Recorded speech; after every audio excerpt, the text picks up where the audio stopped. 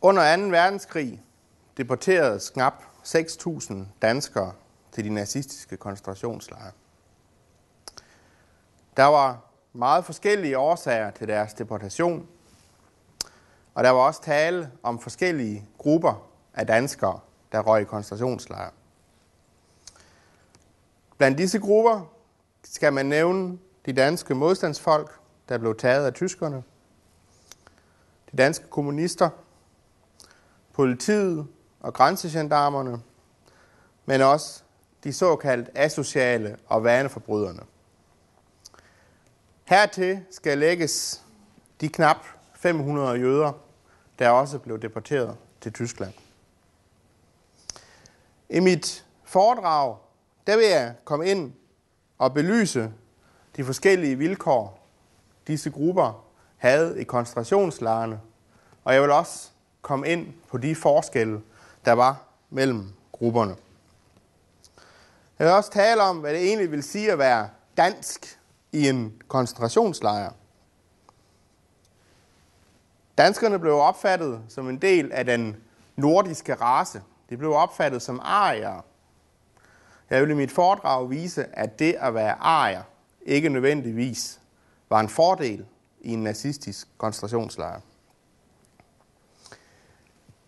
Danskerne havnede allerede i koncentrationslejre fra 1939, altså reelt allerede fra krigsudbruddet.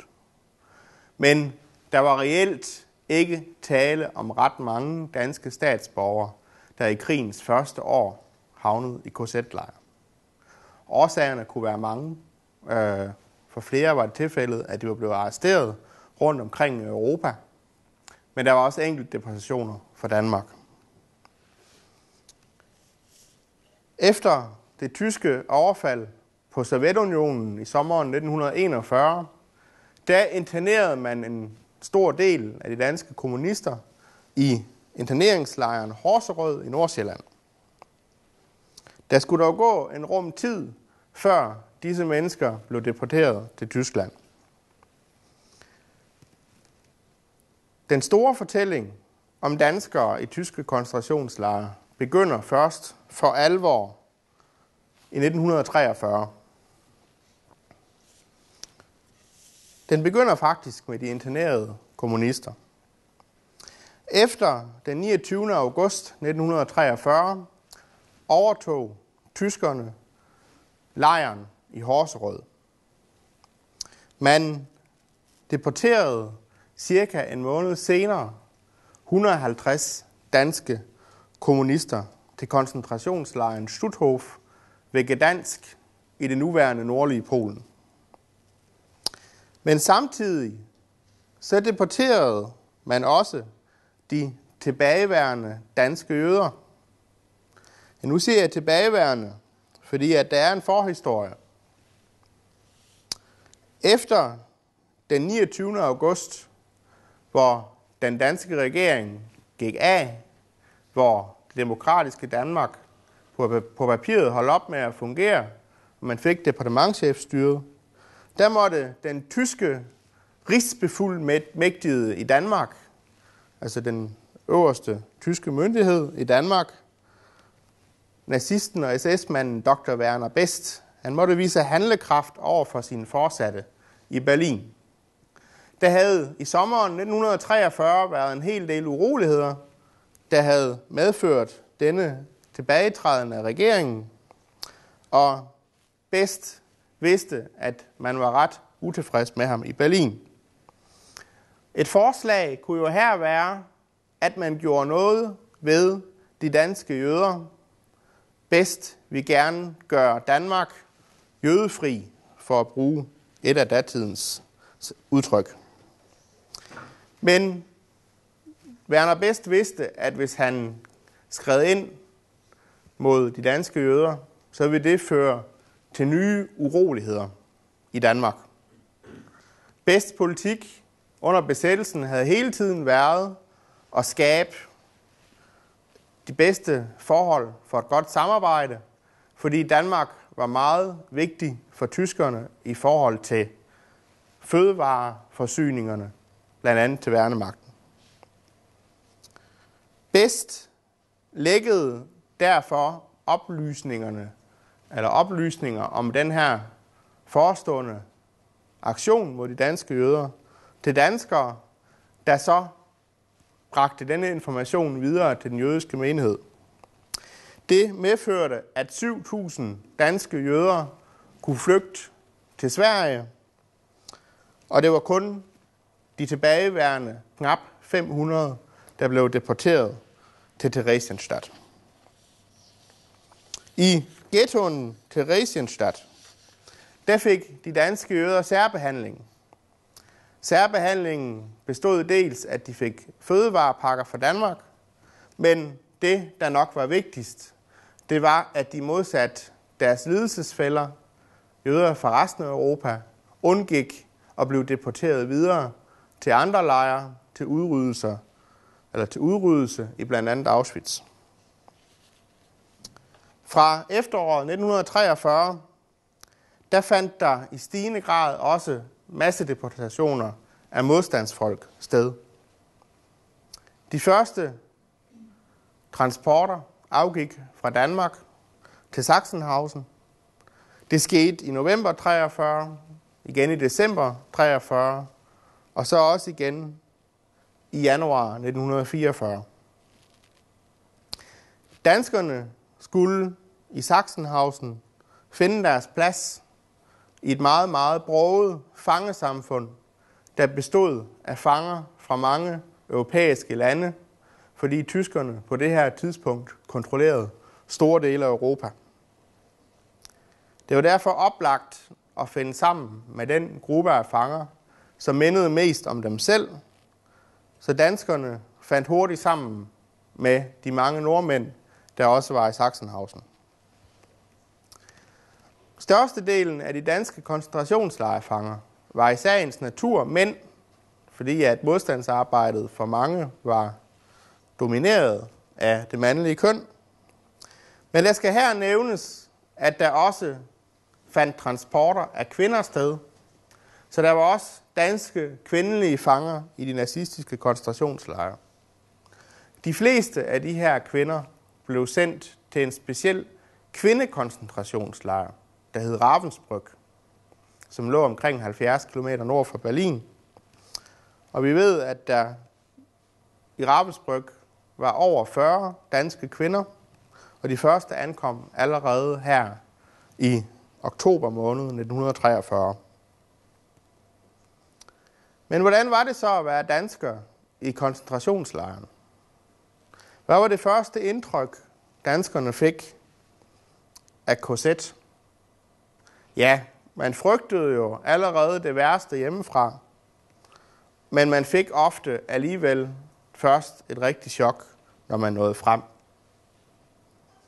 Transporten til koncentrationslejrene fra Danmark foregik oftest under meget primitive forhold.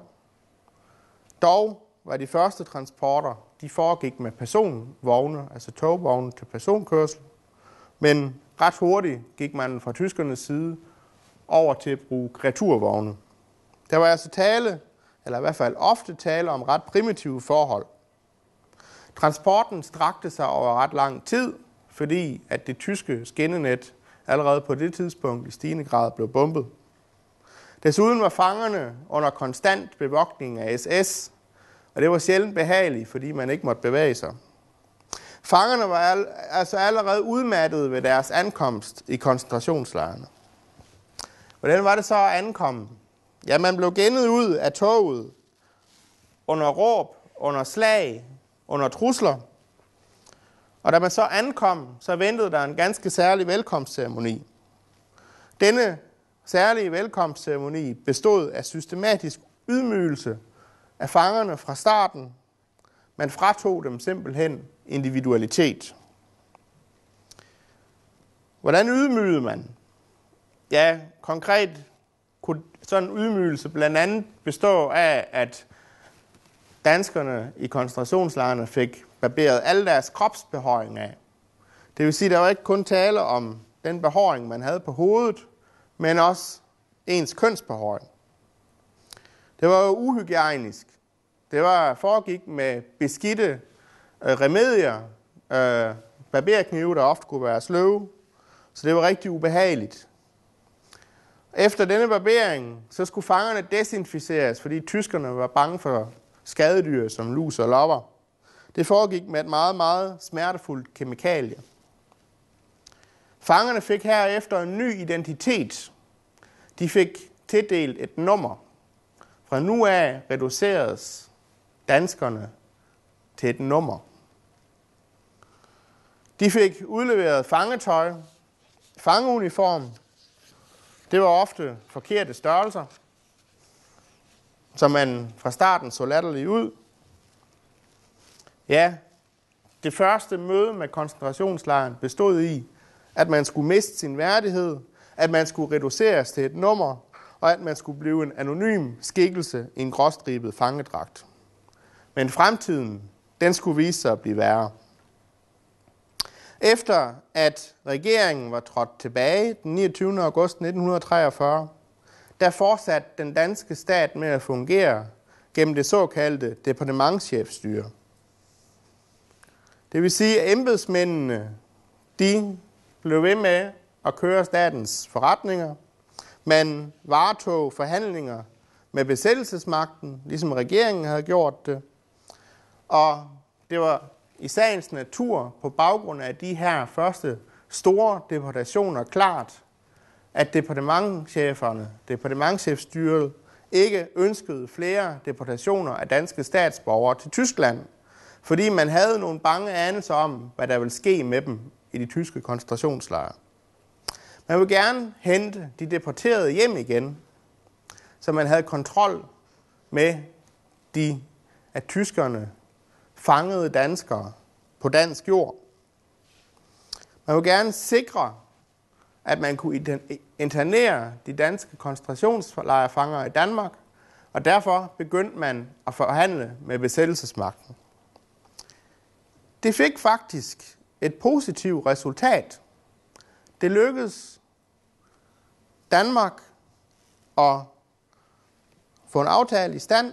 Man kunne bygge en interneringslejr i Danmark, så man begyndte at bygge Frøslevlejren i sommeren 1944. Lejren var finansieret af Danmark. Godt nok blev bevogtningen varetaget af SS, men forplejningen stod det danske fængselsvæsen for. Lejren åbnede i august. Fangerne her, de kom ofte fra Vestre Fængsel og andre steder i Danmark, de fik rigelig kost med et højt kalorieindhold. Ofte fik de endda mere at spise end befolkningen rundt om. Og i Danmark har man jo ikke, i hvert fald ikke i stor grad, lidt nød under besættelsen. Fangerne skulle arbejde i Frøslevlejren. Der var mange arbejdskommandoer, men reelt, der var der ikke tale om arbejde. Det var begrænset, hvad de lavede. For fanger, der for eksempel havde været i Vestre Fængsel, hvor de måske i ugevis ikke havde haft andet end deres eget selskab i en celle, der blev Frøslevlejren, ikke kun på grund af sin kost, men også på grund af, at der var mulighed for at være social her med andre, der blev det et paradis. Men reelt, der skulle det vise sig, at Frøslevlejren blev helvedes forgård. Den 15. september, altså få uger efter Frøslevlejren blev åbnet, der bryder tyskerne aftalen med Danmark. De første knapt 200 danske fanger, de bliver sendt på transport til den store koncentrationslejr Neuengamme ved Hamburg. Her bliver de fordelt på forskellige tvangsarbejde, på forskellige arbejdskommandoer, i forskellige filiallejre under Neuengamme. Nogle bliver i lejren, men de fleste ryger til Porta Westfalica, en times kørsel vest for Hannover og Husum syd for den dansk-tyske grænse. Den transport skulle kun være den første blandt mange transporter, der foregik helt frem til marts 1945. Men Frøslevlejren viste sig at være en stor succes, fordi rigtig mange danskere forblev i Frøslevlejren uden at blive deporteret videre. Og for dem, der blev deporteret videre, der galt det, at de i det mindste var rimelig velnærede og derfor havde noget at stå imod med, da de havnede i tyske koncentrationslejre. Efteråret 1944 var der også kendt for 2 andre store tyske aktioner. Den ene aktion, det var aktionen mod politiet og grænsegendarmerne, den såkaldte Operation Møve, og den anden var aktionen mod de såkaldt asociale og vaneforbrydere. Efter den 29. august, der blev besættelsesmagtens samarbejde med politiet i stigende grad problematisk. Tyskerne havde erfaringer fra Frankrig, og der vidste de, at politiet kunne godt finde på at slutte sig til modstandsbevægelsen. Efter invasionen i Normandiet i sommeren 1944, der tænkte man, hvad sker der egentlig, hvis der kommer en invasion i Danmark? Hvis de allierede lander i Jylland, hvad gør vi så? Hvad sker der så med det her store bevæbnede korps, som politiet udgør? Vil de gå i krig sammen med de allierede mod den tyske besættelsesmagt? Den 19. september 1944, der arresteres en stor del af politikorpset derfor, og ca. 2.000 deporteres via koncentrationslejren Neuengamme til koncentrationslejren Buchenwald. Her bliver politibetjentene sat til tvangsarbejde, men de har dog stadig enkelte privilegier. De får blandt andet lov til at beholde det her hår, jeg talte om tidligere. Men i Buchenwald, der sker der en hel del dødsfald blandt politibetjentene, fordi at de hurtigt lider af underernæring og forskellige epidemier. Deres held vender dog, fordi de i december måned 1944 får tilkendt krigsfangestatus, og de bliver nu overført til en krigsfangelejr, der hedder Mühlberg og dens udlejre. De skal dog stadigvæk tvangsarbejde, men de er underlagt værnemagten og bliver derfor behandlet meget, meget bedre. Ved den her aktion blev der også deporteret omkring 150 grænsegendarmer. Men der var dog en stor forskel i forhold til politiet, fordi de blev i Neuengamme og blev her og i forskellige udlejre sat til hårdt tvangsarbejde. I kølvandet af den her aktion mod politiet og grænsegendarmerne, der skrider tyskerne også ind over for de såkaldt asociale og vaneforbrydere. Man kan altså argumentere for en sammenhæng, fordi at tyskerne gennem razziaer og det danske politis kartoteker arresterer disse personer. Altså det tyder lidt på kriminalpræventive hensigter. En del bliver dog hurtigt løsladt, og blandt dem, der så deporteres, der er der også personer, som enten havde afsonet deres tidligere straffe for lang tid siden, eller som sådan i en juridisk forstand egentlig ikke var skyldige. Det er derfor klart, at mange følte uskyld, da de så endelig blev deporteret, og det fik store psykiske konsekvenser for deres ophold i koncentrationslejrene. Man følte, at man var deporteret uden grund, og det fik ligesom ofte det, at man blev psykisk knækket, det gjorde, at der var mange, der døde af det her ophold. Et andet problem var, at de såkaldte asociale og vaneforbryderne ikke var accepteret blandt modstandsfolkene, og heller ikke efter befrielsen. De blev simpelthen udgrænset. Der var altså ikke tale om homogenitet blandt de 2 grupper af fanger. Fangernes hverdag, ja, den var barsk, den var præget af intriger, fordi SS gerne ville skabe en selvforvaltning. Fangerne skulle passe på hinanden. Man ville spare bevogtningsressourcer. Og det foregik ved, at man gav overfanger nogle bestemte privilegier, som de så skulle lade gå ud. Så skulle de så lade deres aggressioner gå ud over deres medfanger. Og det medførte, at overfangerne ofte var lige så brutale som SS. Dagens gang i en koncentrationslejr, den startede med en morgentoilette. Ja, der var utilstrækkelige sanitære forhold. Der var alt for mange mænd til alt for få toiletter, alt for få vandhaner. Der var utilstrækkelig morgenmad bestående af erstatningskaffe og ofte muggent brød. Og herefter skulle fangerne så tælles. Tyskerne var konstant bange for flugtforsøg, og derfor så talte man fangerne flere gange om dagen. Man talte også de døde med. Herefter skulle fangerne marchere til deres arbejdspladser. Ofte så var marchen rigtig lang, så man allerede var udmattet, når man kom til arbejdet. Arbejdet, ja, det bestod af forskellige typer. Der var varierende belastning for fangerne. Det kunne både være hårdt fysisk arbejde, men også arbejde i for eksempel kartoffelskrælleri eller lignende.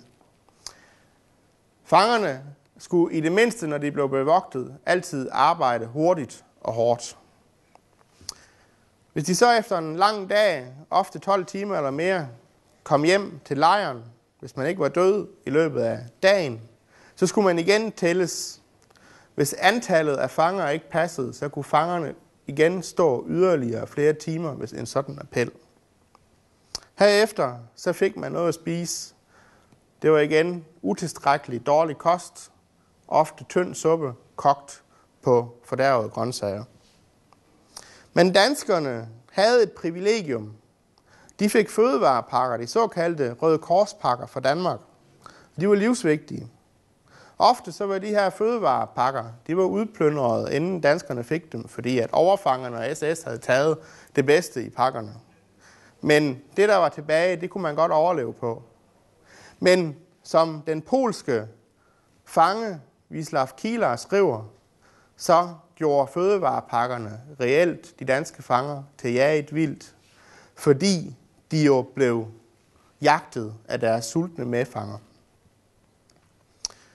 Dagen sluttede så ofte med, at man gik til ro i beskidte køjer, ofte flere i hver køje, så det har været svært at sove. I marts 1945, der fører størstedelen af danske og norske fanger til nøgengamme.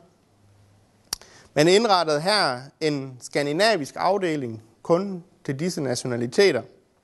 Og formålet var at hjemføre danskerne og nordmændene til deres lande. Danmark, Norge og Sverige havde planlagt det i længere tid, men man skulle altså helt hen i krigens sidste måneder, før at man kunne realisere det. Hvide busser kørte igennem hele Tyskland for at finde skandinaviske fanger i mange forskellige koncentrationslejre. Denne kørsel havde også en skyggeside, fordi der var hele tiden tale om en forhandling med SS.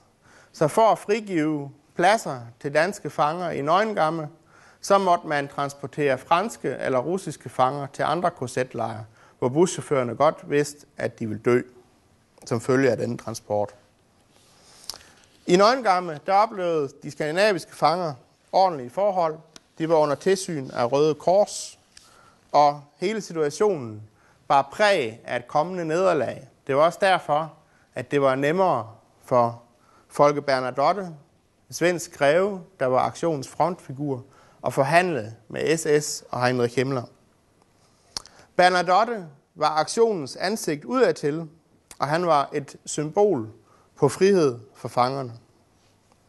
Gennem den her aktion, de hvide busser, også kendt som Bernadotte-aktionen, der reddede de skandinaviske fanger livet.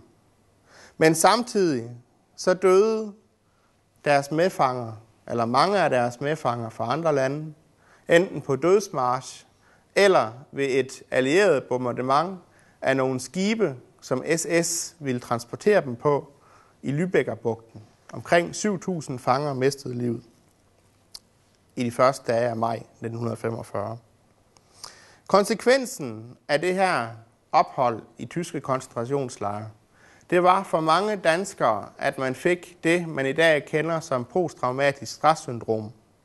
Det vidste man ikke rigtig så meget om dengang, men reelt der betød det livslange konsekvenser, både for den enkelte og også den enkeltes familie.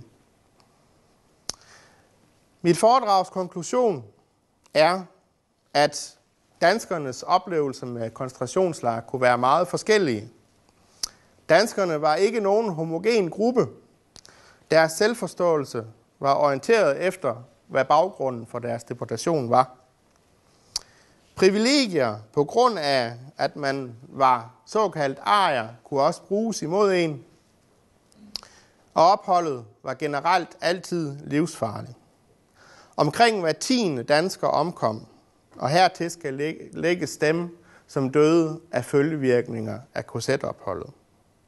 Historien om de danske koncentrationslejrefanger må derfor siges at være et af Danmarks historiens mørkeste kapitler.